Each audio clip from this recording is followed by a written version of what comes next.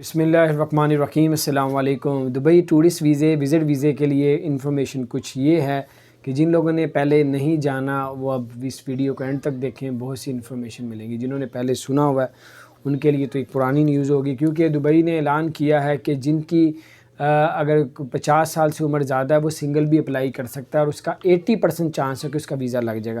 جس کی 50 سال سے عمر کم ہے تو وہ ان کا ویزا جو ہے وہ ریجیکٹ کر دیا جائے گا، اور اگر وہ میاں بیوی اپلائی کرنا چاہ رہے ہیں تو 35 سال سے عمر زیادہ ہونی چاہیے۔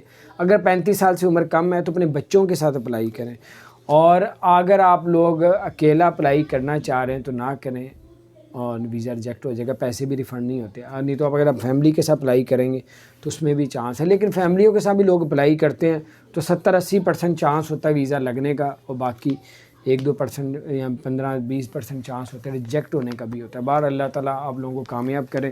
اور اگر آپ ٹورسٹ ویزے وزٹ ویزے میں دبئی چلے جاتے ہیں تو آپ کو وہاں جاب مل جاتی ہے، تو آپ کا وہی ویزا ریزیڈنٹ پرمنٹ میں تبدیل کیا جاتا ہے۔ السلام علیکم۔